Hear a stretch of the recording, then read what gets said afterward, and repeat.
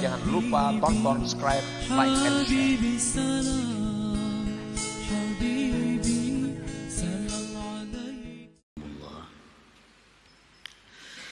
Al-barakatu fil umur laisat bituliz zaman wa kasratil layali wan nahar. Berkah pada umur itu bukan dengan panjang masa, banyaknya malam dan siang. Orang yang umur berberkah itu bukan orang yang berumur banyak. Misalnya berumur 70 tahun, 90 tahun, itu bukan berkah. Bukan berkah. Wa innamal barakah fil umur an tashabahul inayah wal hidayatu wat taufiq wal qabul.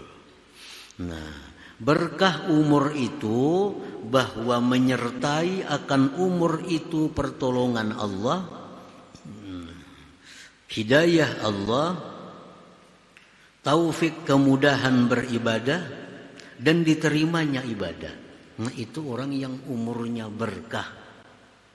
Orang yang umur berkah itu orang yang diberi Allah umur disertai dengan pertolongannya, hidayahnya, taufiknya, diterima amalnya. Nah, itu yang dinamakan barakah umur.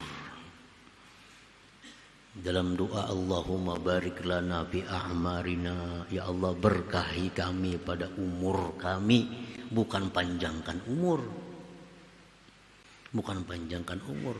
Berkah umur itu bahwa umur kita disertai hidayah Allah, disertai taufik dari Allah Subhanahu wa ta'ala.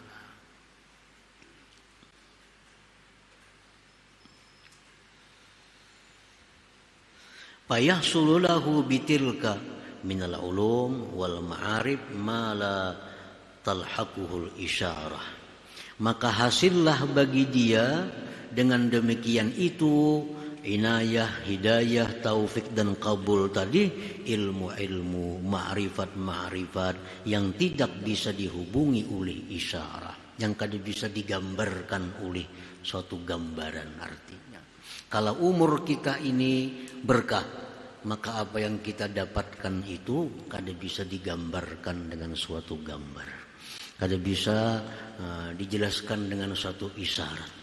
Artinya apa? Begitu besar, begitu mulianya orang-orang yang diberi berkah umur itu.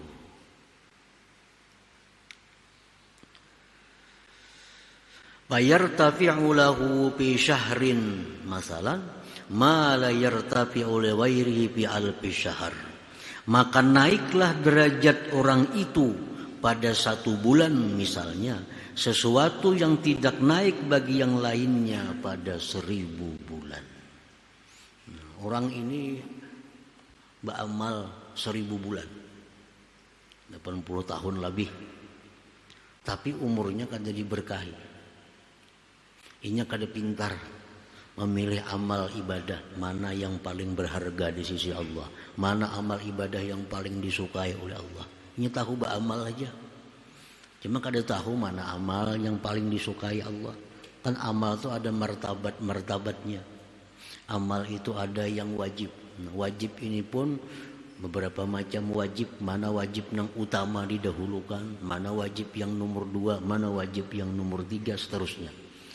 Setelah wajib ada lagi amal sunnah. Amal sunnah pun bermacam-macam. Mana amal sunnah yang utama, mana amal sunnah yang nomor 2. Nah, kalau orang kada punya pengetahuan tentang itu, lalunya beramal kadang tanpa huruf. Yang wajib didudiakannya, yang sunat didahulukan, lalu kada jadi manfaat. Kada jadi manfaat. Hutang banyak bersedekah ketujuh. Kalau so bersedekah ketujuh, tapi hutang ditagih orang kada pembayaran. Nah, ini orang yang kada mengerti tentang agama, bahwa membayar hutang itu lebih utama daripada bersedekah. Nah, sembahyang sunat ketujuh, sembahyang tahajud suka, sembahyang duha suka, sembahyang witir suka, tapi qadaan saling banyakkan lagi nang fardu belum dibayarnya. Nah sehingga ini amalnya ini bisa kada berharga di sisi Allah. Kalaupun berharga bisa murah harganya. Karena satu rakaat yang fardu itu dibayar kena di akhirat dengan 70 rakaat yang sunnah.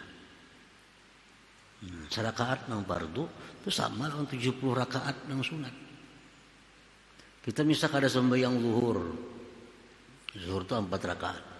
Kata juga sembahyang witir, kata juga sembahyang tahajud. 70 rakaat kita sembahyang witir hanya serakaat zuhur.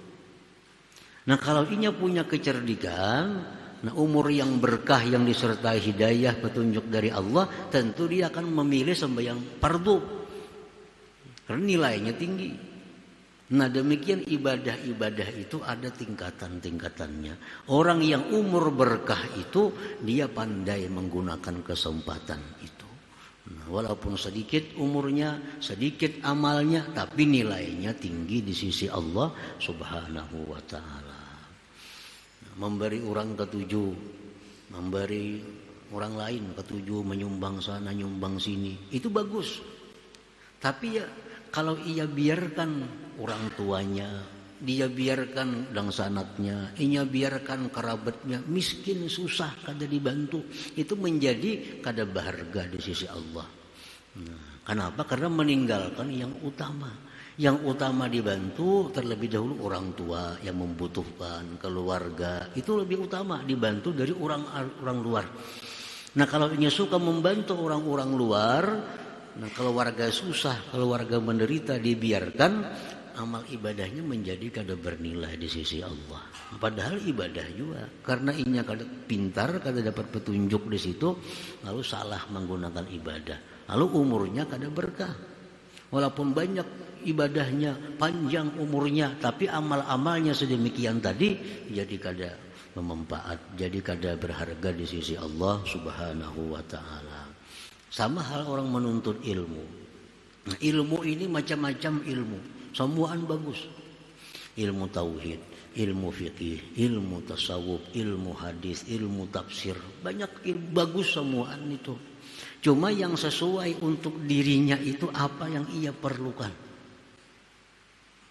Jangan menuntut ilmu hadis kalau masih belum mengerti ilmu tentang fikih syariah. Belum mengerti tentang sembahyang kayak apa nang bujur, wudunya kayak apa, yang belum mengerti itu jangan hendak menuntut ilmu masalah tafsir Quran. Nah, lalu menuntut ilmunya jadi kada bernilai lagi. Padahal menuntut ilmu itu termasuk ibadah yang paling tinggi di sisi Allah nilainya, pahalanya. Tapi yang dituntutnya ini salah. Mestinya tertib susunannya yang dituntutnya ilmu supaya ibadah ini sah dulu kayak apa. Tuntung menuntut ilmu supaya ibadah ini sah, hanya menuntut ilmu supaya ibadah ini diterima oleh Allah. Karena kada semuaan ibadah yang sah itu diterima oleh Allah.